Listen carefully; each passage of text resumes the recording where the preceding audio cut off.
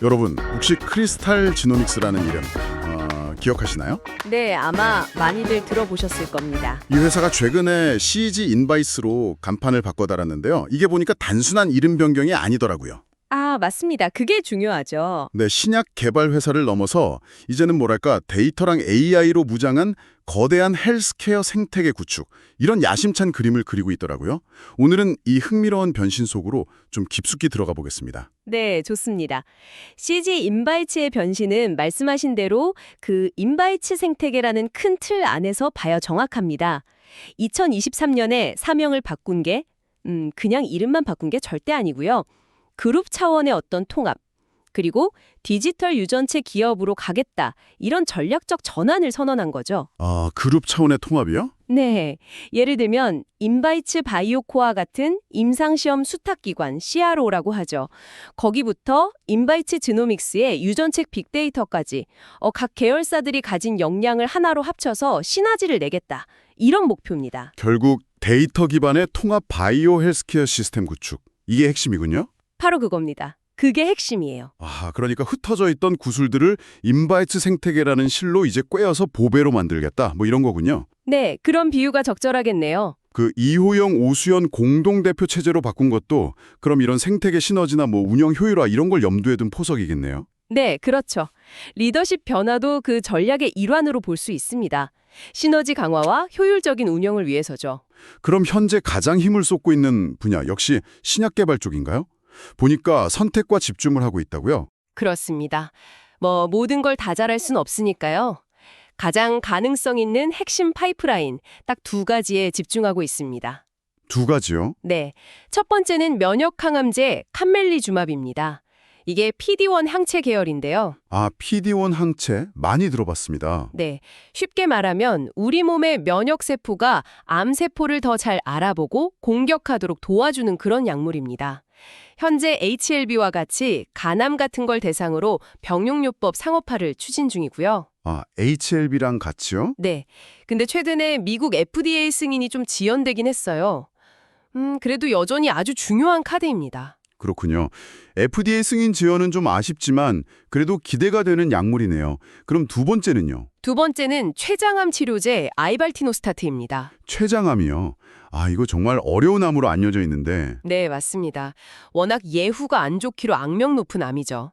그래서 여기서 만약 성과를 낸다면 그 의미가 정말 클 겁니다. 현재 글로벌 임상 2A상을 진행 중이고요. 미국에서는 이미 췌장암과 간암 치료를 위한 희귀의약품으로 지정받았어요. 오, 희귀의약품 지정이요? 네, 이게 개발 과정에서 여러 혜택이 주어지거든요.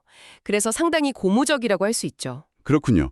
그럼 이 두 가지 핵심 동력에 집중하기 위해서 다른 것들은 좀 정리했다는 건가요? 네, 맞습니다.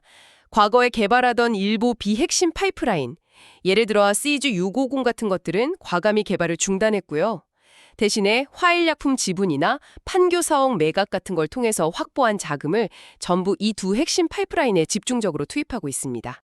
와, 정말 선택과 집중이 확실하네요. 그래도 현재 꾸준히 매출을 내주는 그런 효자 상품도 있지 않습니다? 그 골관절염 치료제 아셀렉스 말이죠. 아, 네네. 아셀렉스, 물론입니다. 국내 신약 22호로 이미 시장에서 잘 판매되면서 안정적인 캐시카우 역할을 톡톡히 하고 있습니다. 아무래도 신약 개별이나 미래기술 투자가 불확실성이 높잖아요. 그동안 회사의 어떤 재정적인 숨통을 틔워주는 아주 중요한 역할을 담당하고 있죠. 그렇군요. 안정적인 기반 위에서 미래를 준비하는 거네요. 자, 이렇게 핵심 신약에 집중하면서도 사실 CG 인바이츠의 진짜 승부수는 어쩌면 그 미래 동력으로 점찍은 디지털 유전체나 정밀 헬스케어 분야일 수도 있겠다는 생각이 드는데요. 뭐 AI 기반 질병 예측 시스템이라든지 개인 맞춤형 항암 백신 같은 기술들 말이죠. 네, 정확히 보셨습니다.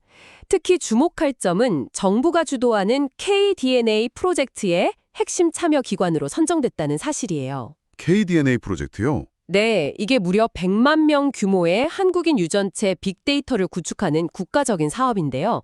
여기서 핵심 역할을 맡았다는 건 그만큼 이 디지털 유전체 분야에서 선도적인 입지를 다질 기회를 잡았다는 의미가 크죠. 와, 100만 명 데이터면 정말 어마어마하네요. 그렇죠. 그리고 울산 스마트시티에 도입된 AI 헬스케어 플랫폼 인바이트 루프 역시 이 회사의 기술력을 보여주는 좋은 사례라고 할 수 있습니다. 정말 판을 크게 벌이고 있네요.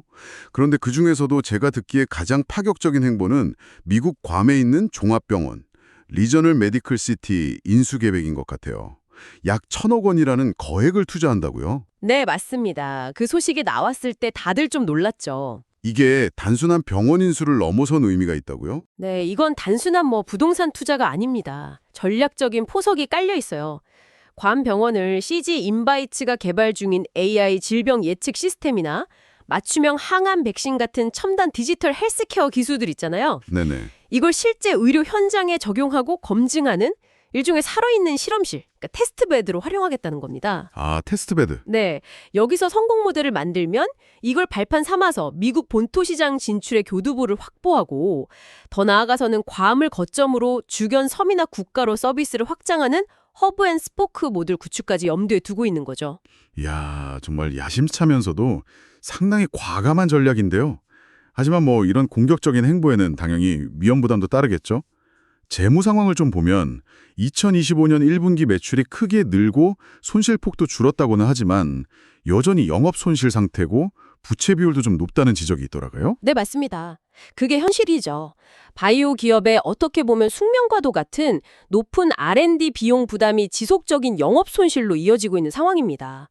재무지표 개선 추세 자체는 긍정적이지만 결국에는 안정적인 수익 모델을 만드는 게 관건이겠죠. 자산 매각 등으로 자금을 확보하고는 있지만 앞으로 신약 개발이나 특히 관 병원 운영 등에 필요한 추가 자금 조달이 필요할 텐데요. 그 과정에서 혹시 지분 가치가 희석될 가능성 같은 재무적 위험은 여전히 존재합니다. 그렇군요. 그 외에도 신약 개발 자체가 갖는 실패 위험이라든지 또 까다로운 규제 승인 절차의 불확실성, 그리고 소수의 파이프라인에 집중하는 데 따르는 위험도 있을 거고요. 점점 치열해지는 시장 경쟁도 무시할 수 없겠네요. 그렇죠.